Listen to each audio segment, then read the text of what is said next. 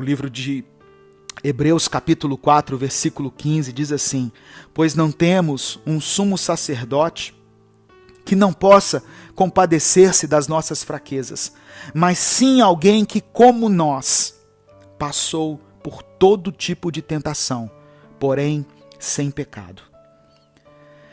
Após 40 dias e 40 noites no deserto, Jesus, pela virtude do Espírito Santo, voltou para Galileia e deu início ao seu ministério. Foi então que ali ele escolheu os seus discípulos e começou a pregar por toda parte as boas novas da chegada do reino dos céus. A palavra de Deus diz que Jesus realizou grandes milagres.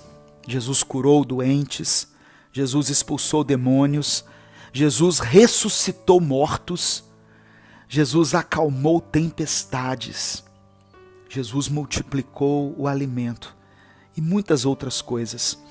Foram tantas coisas maravilhosas descritas que o Evangelho de João diz que seria impossível registrar todas elas. Todos aqueles milagres mostravam o poder pleno de Jesus sobre todas as coisas. Ele era homem, mas ele era Deus. E a última semana de Jesus, antes dele ser preso, dele ser morto, foi marcada por acontecimentos muito importantes.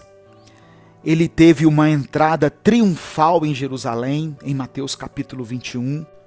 Na última semana, ele fala sobre a purificação do templo e Jesus declara um sermão escatológico sobre o fim dos tempos em Mateus 24. E ele também, nessa última semana, ele institui a ceia do Senhor. E naquela mesma noite em que ele celebrou a Páscoa com os seus discípulos e estabeleceu a ceia do Senhor como uma ordenança, naquela última semana ali, junto com os seus 12 discípulos, ele foi traído e foi preso. E o traidor foi um dos seus discípulos, chamado Judas Iscariotes. Isso está registrado no Evangelho de Mateus, capítulo 26, Marcos, capítulo 14, Lucas 22 e João 18. E depois de ser preso, Jesus foi julgado, foi torturado e foi condenado à morte, sendo crucificado num lugar chamado Calvário. A crucificação era a pior, a mais humilhante pena de morte da época. E Jesus ainda foi crucificado com uma coroa de espinhos na sua cabeça. E na sua cruz foi colocada uma placa que dizia assim: Jesus de Nazaré, Rei dos Judeus, como uma forma de escárnio. E para que as Escrituras fossem cumpridas, para que o texto de Isaías que eu li se cumprisse, um soldado o transpassou com uma lança, furando o lado do seu corpo. Jesus foi crucificado e sepultado numa sexta-feira. Mas 3 dias depois, no domingo, ele ressuscitou dos mortos.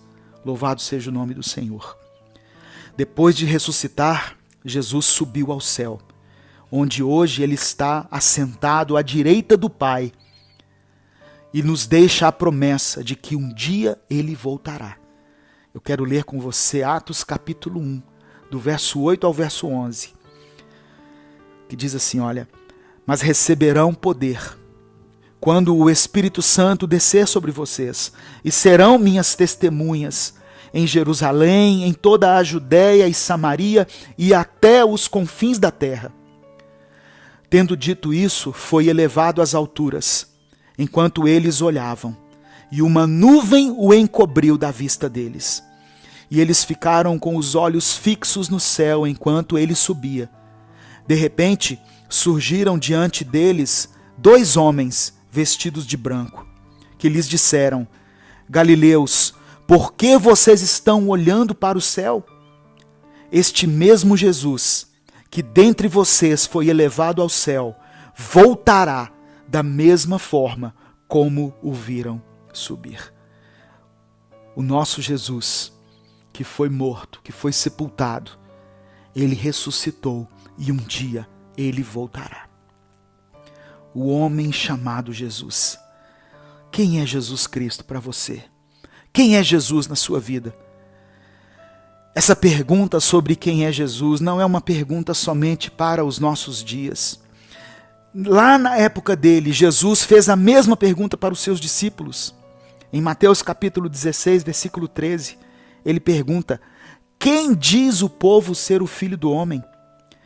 A resposta dos discípulos foi interessante. E na verdade é ainda a mesma resposta que é dada por muitas pessoas hoje em dia.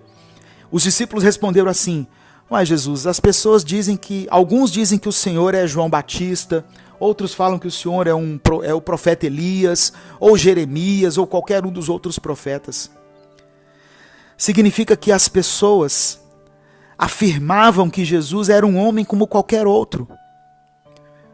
Um homem notável, né? Como João, como Elias, como Jeremias, como Maomé, como Buda. Mas ainda assim, simplesmente um homem. É isso que as pessoas dizem. Só que em seguida, o apóstolo Pedro, revelado por Deus, respondeu a Jesus de forma correta. Mateus capítulo 16, verso 16. Tu és o Cristo, o Filho do Deus vivo. Jesus é Deus. O Evangelho de João revela essa verdade logo nas primeiras palavras, quando diz assim: no princípio era o Verbo, e o Verbo estava com Deus, e o Verbo era Deus. E a divindade de Jesus, ela é afirmada durante todo o Novo Testamento, onde nós lemos que a plenitude da divindade habitava em Jesus, pois ele é a imagem do Deus invisível. Tudo o que existe foi criado por ele e para ele. Ele tem poder para perdoar pecados, ele pode receber a nossa adoração. Ele próprio declarou: eu e o Pai somos um, em João capítulo 10. Jesus é o Verbo que se fez carne.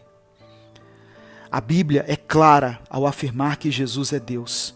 Da mesma forma que ela é clara quando afirma a humanidade de Cristo. O mesmo texto que afirma a sua divindade também afirma a sua humanidade. O Verbo se fez carne e habitou entre nós. Meus irmãos, dessa maneira nós entendemos que Jesus era plenamente homem e plenamente Deus.